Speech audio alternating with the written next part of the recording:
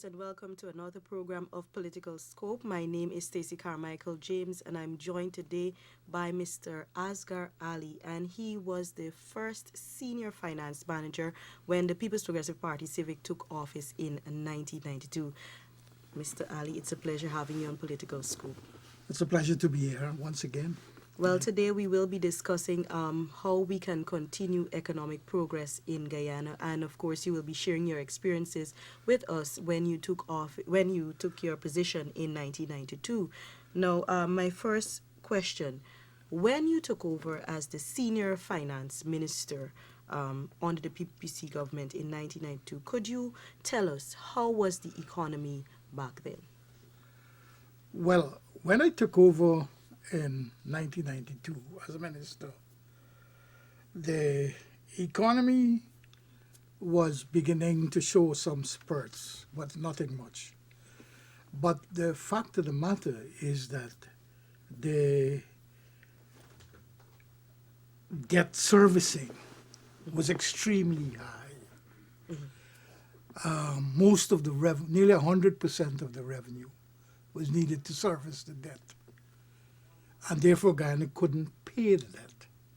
And therefore, it was a big problem. The country had entered into a economic recovery program with the IMF earlier. But unfortunately, that program wasn't working in terms of meeting the IMF targets. And therefore, the program was suspended. As a result of that, the IMF inflows to Guyana, were stopped. The World Bank and the international other institutions, except the IDB, were not making any funds available to finance the budget and so forth. And the situation was bad. Inflation was high. The interest rates were high, and the dollar was devalued to about 125 to 1. So that, in a way, that devaluation wiped out the middle class in Guyana.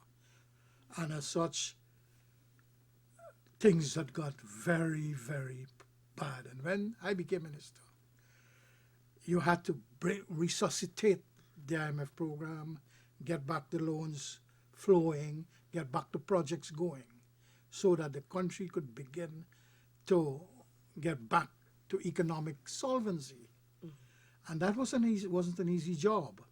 We had to work night and day to begin to put things together, to negotiate with the financial institutions and the international donor community to begin to get the flows of aid and finance back to the country, to begin the infrastructural works, and to be able to facilitate economic growth. So it was bad. Inflation was high, interest rates were high, the reserves were very low, the international financial reserves in the central bank were very low. The treasury was very, very low in funds because the revenue wasn't being collected. And as such, to manage the economy was very difficult. And when you look at the balance sheet, so to speak, of the economy, it was frightening. I couldn't believe that Guyana had deteriorated to that extent, because this country was, in the 60s and 50s, were doing very well, but it had deteriorated significantly. So we began the task of rebuilding the economy, getting things going, getting the money to build the roads and the water supplies, begin to improve the infrastructure of the country and the health services and housing programs and so on. It took time, but we were able. The first year when I was minister in 93, we grew by 8.5%. And the following 2 years, we grew by nearly 6%. So we began to move on the getting back the growth going. Rice and sugar had virtually collapsed, and we began to get those going again. Some work was done in the earlier program but still everything was standstill. And as such, Guyana was in a difficult state. And it required a lot of effort, a lot of sacrifice, and a lot of hard work.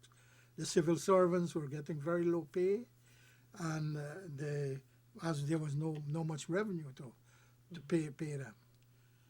We then had to go heavily for debt relief from the Paris Club, from the commercial banks, and eventually even the multilateral financial institutions like the World Bank and the IDB and the IMF. You had to reschedule or get the debt write-off.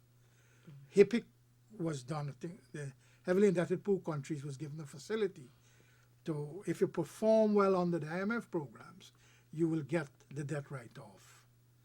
And President Jagdeo when we started, and when President Jagdeo became Minister of Finance, he continued that program.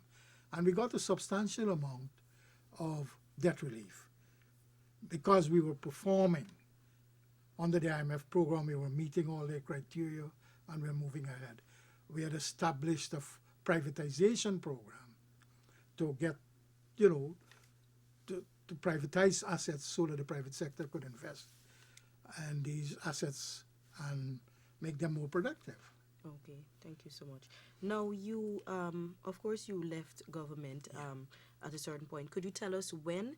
And while reflecting on that, could you give us your perspective on how the economy has grown over the past 23 years? All right.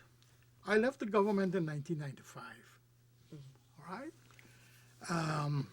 After serving almost 3 years. And I did 3 budgets. So by that time, the economy had begun to move forward in a very substantial way, and investments were coming in, right? Now, what happened is that during that period, the economic growth had slowed down, say from about 97, 98, because of international situations, and as much investments had not come in and such. And it was a difficult world situation. But it was growing, but not to any appreciable extent. And after the debt write-off had matured and everything, then you had the room to begin to do more infrastructural work and to be able to get the economy going in a more sustained way. Because you had removed the huge debt servicing. You had written off a substantial part of the debt and you had paid some. So international creditworthiness was restored. The reserves in the central bank had grown to almost $800 million. So that all the financial indicators were moving in the right direction. And then in the last 10 years especially, the economy had nearly 10 successive years of sustained economic growth. As a result of which, the economy moved from a low-income country, where we were among the lowest per capita income. There were 2 countries very at the bottom in the Western Hemisphere, Haiti and Guyana, less than $300 a year. So we were able, during this period, to move that per capita income to nearly $4,000 a year into what we call a low middle income country. And as a result of which, the base is set. Having done the infrastructural work, having reformed some of the institutions, having got some investments, having got the investments going, to move the economy at a higher level. Now, to the extent that you're getting in investment in gold and in bauxite, and you're also drilling for oil and trying to get the hydro going, all of that will play a very important part in sustaining economic growth at a higher level. The fact is, when you have economic growth at a higher level, you are able to have more wealth, and you could do more things for the people. Better education system, better health system, because you got to finance it. Yes, that is correct. It takes cash to care. So you have to manage the economy and grow the economy so that you could pay your obligations and you could care for the people. But it requires management. And you got to give this government credit. They have been able to manage very well. They didn't splurge too much. You see, the budget has been kept within 3 to 4%, up to 5% of GDP. When I came here, it was nearly 25%. So, and that is bad, because if you got such a big deficit, you got to print money, and that causes inflation and high interest rates. Okay. So over the last 23 years, much work has been done, and as such, it has taken its toll. The people has paid a heavy price because, you know, the civil servants, we were able to give them increases in salaries, but not as much as they would do. What we did, we kept the real wages, so to speak, at the same level. In other words, you didn't get a deterioration in real wages. In other words, after you adjust for inflation, you still have the wages there, but still, wages were low because they were restricted to 9% of GDP to pay salaries. So you had to be able to reform the civil service, have it in such a way that you could have resources to improve the conditions of the civil service. Okay. Now, Mr. Ali, having said that, right, and the reforms that had to take place in order to bring Guyana back to a state of economic stability, what could you say now, looking back then, what could you say now of the living standards that Guyanese now have as compared to when you had taken up your position? Okay, when I took up my position, the World Bank had a program, what is called CIMAP. I don't know if you can remember that, where we had to give people monthly allowances, poor people, to be able to survive. Yes, I think I remember that. They had to get a handout because they weren't earning enough to survive because of the devaluation and the the IMF program. So that the standard of living was low, very, very low. You know, people were struggling to make ends meet, especially the poor. And as such, you had to make sure that you improve the economy to improve living standards. I would say that our living standards is not way up there, but it's far better than what was there. Our per capita income, if you judge that, is nearly 4,000 US a year. Doesn't mean people work for that as such, because that's an average. But still, the wages and salaries are, and what the living standards are, have improved substantially. Better housing, better roads, better water supplies, better health services. You know, there's greater hope. For example, when I came here in '92, there were 10,000 cars in the country. Now today there are over 100,000 cars. Nearly every house have a car, which is all reflected the improvement of the people. The housing, you go to the different housing schemes, you see people building houses. In Ghana, there was no housing program when I came here. Housing was very, very a difficult situation, and it has improved substantially. But it's still a far way to go.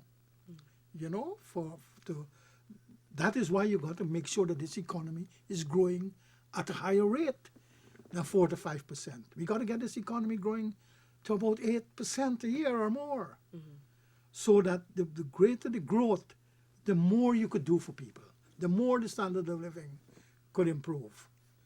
And that is why the economic management, the credit worthiness of the country, attracting of investment are all important. And people look at your track record as a government. Has this government been doing good in terms of managing the economy? I would say yes.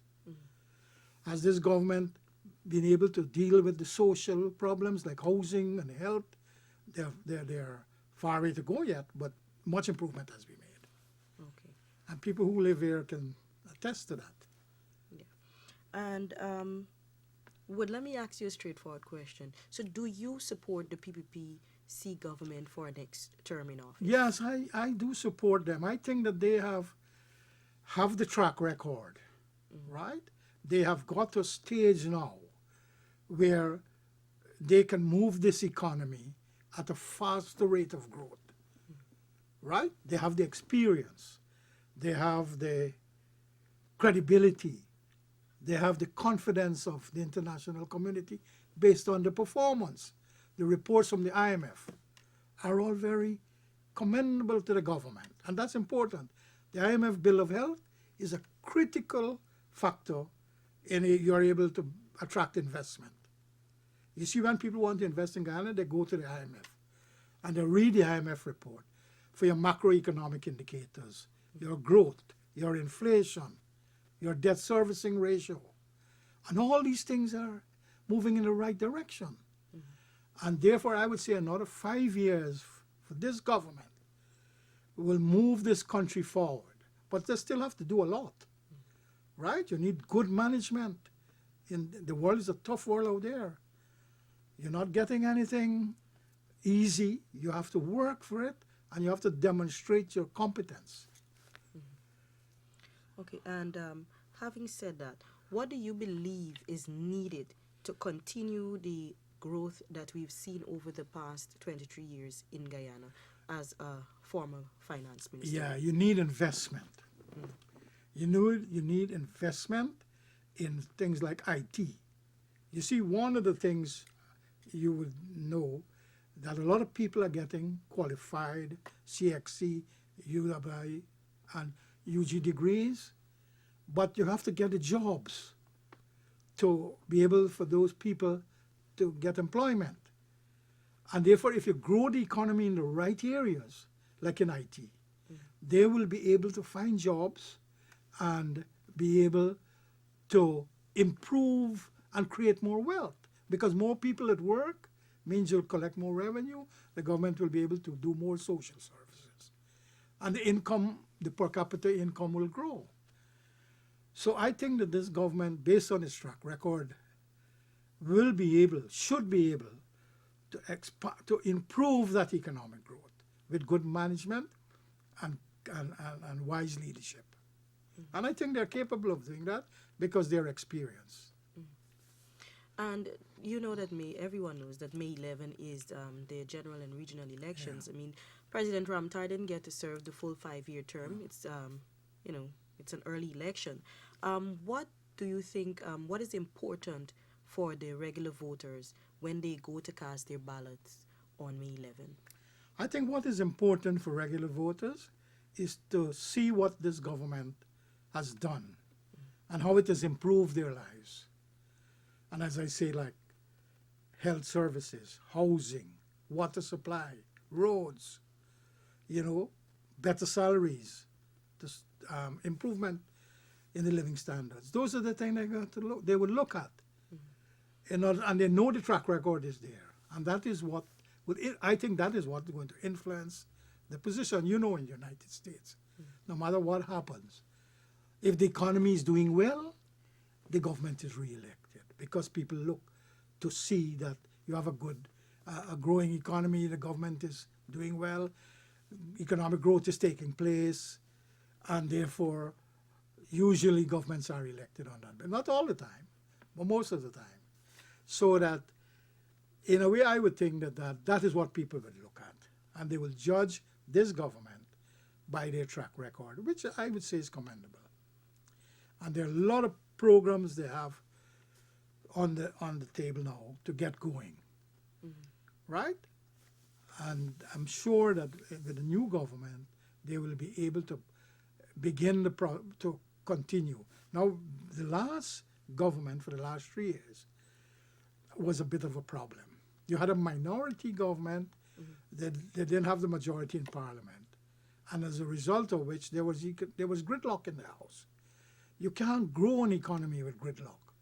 You have to have transparency. You have to make sure that you take the views of the opposition into account and pursue policies that can benefit not only one party or the other, but benefit Guyana and Guyanese. And that is what will make this country grow and become a real, well-developed country. I may be a bit over-optimistic, but I think Guyana could become, could surpass 7,000 US dollars per year and even move to a developed country eventually in another, say, 5, 6, 7, 8 years, if they continue a path of getting investment, of managing wisely, of restore or making sure the country is creditworthy and attracting investment. Okay. That Now- is how I see it. Okay. My other question, you have served in Guyana and of course you've served abroad. I think Yes. you told me Jamaica. Yes. Looking at some And of the other economies in the Caribbean, Yeah. what would you say of government's policies that they have implemented over the past years? What do you think of the policies thus far? Here in Guyana? Yes, here in Yeah, Guyana. I think the policies that are pursued here Mhm. are good. Are good in terms of fiscal management, you know, the macroeconomic indicators, the social indicators. You see, economic growth is taking place, but it is the people has benefited through housing, through better water supply, through better roads. And you see, as I said, most people own cars and houses, so it's translated. The development has translated to the betterment of people. Not all the people, but you can't do everything. It will come, and as such, you will find that the people benefit. As long as the growth takes place and the growth is distributed among the people, the wealth is created through housing, through better water supply system, through better education, then that is progress. That is development. Okay then. And my final question to you is, in closing, what advice would you give to the new government? The new government, the advice, if I'm fortunate enough to give them advice, I will say this. You have to assess where you are. You have to begin to attract the kind of investment that could provide jobs for your educated people that are leaving universities or even getting CXCs. Right? They must be able to find a job. You must have investments taking place. And therefore, you have to pursue policies that attract investment in the country, like in mining, to work on the port, the transshipment port, and so forth, the big infrastructural projects, because these are the things will result in benefits. So you got to continue that policy and manage wisely. And I would also say this, and this is my personal opinion, that the opposition has to work with the government, and the government has to work with the opposition, so that whatever is done, Guyana can move forward. The last 3 years has not been good for Guyana. Guyana could have done far better, right? And therefore, you have to work together. Most countries that develop, they work together with the opposition and the government in a democracy. We must maintain our democracy. We must be able to have constant dialogue between the opposition and the government, so that, because it will have to benefit all Guyanese. And Guyanese must feel that they are part and parcel of what is going on, and things are transparent so they could see what is happening. And that is what will make this country a great country. Okay. Now, Mr. Ali, let me thank you for being on the program with me today. And before we totally close off, are there any other remarks that you wish to, anything you wish to say to the Guyanese public out there? Well, I would like to say to the public, Guyana is a democracy, and people are free to vote for their choice. But you must vote your interest to see how best. You got different parties competing for your vote, but you got to see who you think, based on the track record, can move this country forward. And therefore, I would say, vote wisely and vote for your interest to get the country going forward. And I would think that the PPP got a good chance, of PPC Civic, of moving this country forward with the support of the people. All right then. Thank you so much, Mr. Asghar Ali, for being with us on Political Scope today. We do look forward to another interview with you so that we can discuss these economic issues given your experience in the field. And thank you so much, viewers, for having us in your homes. My name is Stacey Carmichael James, and do have a pleasant rest of the day. Goodbye. Thank you.